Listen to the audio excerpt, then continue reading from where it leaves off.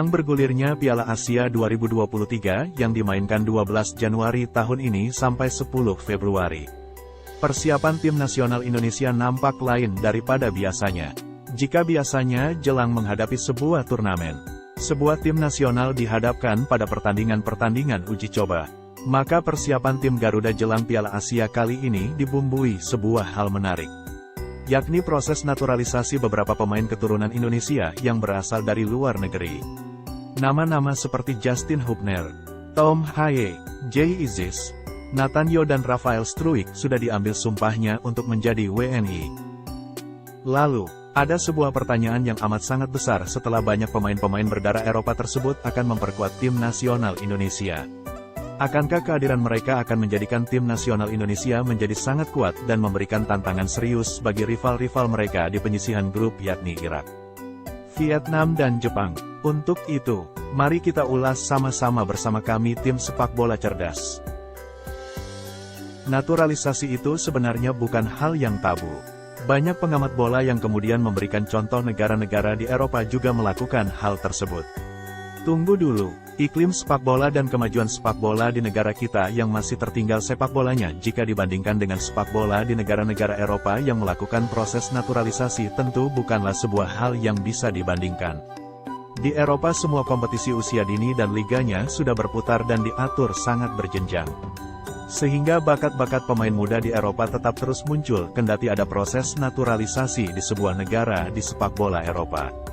Tapi, hal itu belum terjadi di negara kita tercinta. Kita gak usah menutup mata jika kualitas pengembangan sepak bola usia dini di negara kita masih belum berjalan dengan bagus dari level usia ke usia lainnya. Jika hal ini tidak diperhatikan, dan naturalisasi dilakukan secara masif, tentu hal tersebut bisa sangat berbahaya bagi pengembangan sepak bola usia muda kita.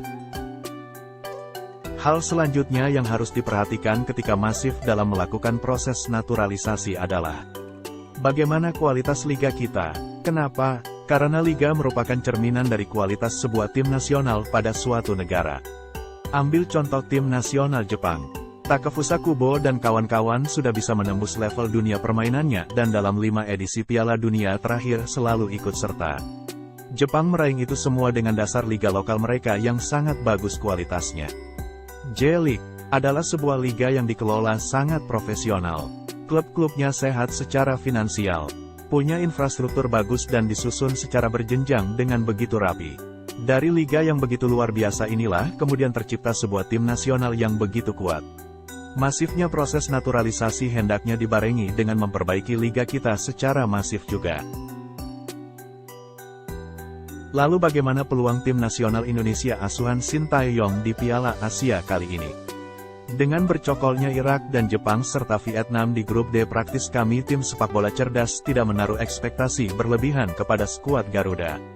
Apalagi keyakinan lolos. Pertimbangannya adalah sebagai berikut. 1. Jepang sedang berada pada kondisi tim yang terbaik, di mana Nippon saat ini dihuni pemain-pemain yang mayoritas bermain di liga-liga top Eropa. Bukan sekedar liga top Eropa, tapi juga bermain di klub-klub besar, seperti Takehiro Tomiyasu yang bermain untuk Arsenal, Takefusa Kubo yang bermain untuk Real Sociedad, Hidemasa Morita yang merumput di Sporting Lisbon, Daizen Maeda yang jadi andalan langganan juara Liga Skotlandia Celtic, Wataru Endo yang memperkuat Liverpool, juga Takumi Minamino yang bermain untuk Monaco. Skuad mengerikan tim nasional Jepang ini tentu akan memberikan perbedaan level yang signifikan dengan tim nasional Indonesia dan penghuni lainnya di grup D. Sementara skuad singa Mesopotamia yakni Irak juga bukan lawan enteng. Juara Piala Asia tahun 2007 ini sudah mengalahkan Indonesia di kualifikasi Piala Dunia 2026 lalu dengan skor 5-1. Di Basra International Stadium, armada asuhan pelatih Spanyol Jesus Casas tersebut tentu punya ambisi untuk mengulangi masa-masa indah ketika Younis Mahmud dan kawan-kawan meraih trofi Piala Asia tahun 2007 di Stadion Gelora Bung Karno. Ketika itu Irak mengalahkan Saudi Arabia di final. Irak pasti ingin memulai Piala Asia kali ini dengan start terbaik, yakni mengalahkan tim nasional Indonesia di pertandingan pembuka. Di kubu rival regional tim Garuda di Asia Tenggara, yakni Vietnam, Nguyen Quang Hai dan kawan-kawan adalah lawan yang selama ini sangat sulit dikalahkan tim nasional Indonesia selain tim nasional Thailand dan Malaysia.